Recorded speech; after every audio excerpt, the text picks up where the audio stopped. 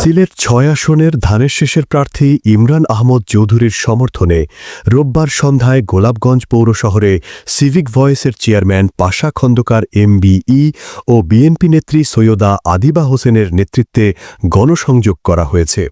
গণসংযোগ শেষে বিএনপি নেত্রী সৈয়দা আদিবা হোসেন বলেন, আমরা আশাবাদী যে আগামী ১২ তারিখ বৃহস্পতিবার বাংলাদেশের সাধারণ মানুষজন ধানের শীষকে বিপুল পরিমাণ ভোট দিয়ে জয়যুক্ত করবে এবং ধানের শীষে আমাদের সিলেট ৬ আসলে অ্যাডভোকেট ইমরান আহমেদ চৌধুরী বেশ ভালো মার্জিনে বিপুল ভোটে পাশ করবেন ধানের শীষের প্রতি। ইনশাআল্লাহ আপনারা সবাই দোয়া করবেন, আল্লাহ যাতে আমাদের তৌফিক দেন সরকার গঠন করেন আগামীতে, আর সবাই ওনার জন্য দোয়া করুন।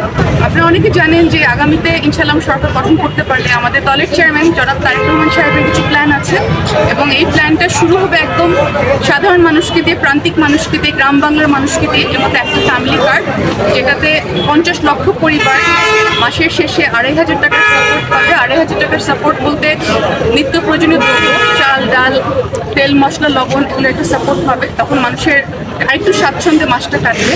এবং এটা ছাড়া কৃষক ভাইদের জন্য, আপনারা জানেন বাংলাদেশ কৃষি প্রধান দেশ এবং কৃষক ভাইদের মুখে হাসি ফুটলে বাংলাদেশের সাধারণ মানুষের মুখে হাসি ফুটবে। কৃষকদের জন্য থাকবে কৃষক কার্ড, এটাতে খুব অল্প দামে ওরা লোন পাবে, খুব ফসলের ন্যায্য মূল্য পাবে এবং সুলভ মূল্যে সার, কীটনাশক, বীজ এগুলো পাবে। তো কৃষকদের জন্য যাতে সুবিধা হয় সেজন্য বিএনপি প্রকল্প আছে। ঠিক একইভাবে শ্রমজীবী ভাইদের জন্য বিএনপি প্রকল্প আছে, সবার জন্য আছে।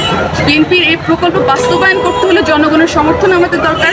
সমর্থন পেলে ইনশাআল্লাহ সরকার গঠন হবে এবং সরকার আমরা গঠন করতে পারলে আমরা এই প্রকল্পগুলো বাস্তবায়ন করতে পারব। এর আগে ধানের শীষের প্রার্থী ইমরান আহমদ চৌধুরীর সমর্থনে এক মতবিনিময় সভায় প্রধান অতিথি হিসাবে উপস্থিত ছিলেন সিভিক ভয়েসের চেয়ারম্যান পাশা খন্দকার এমবিই।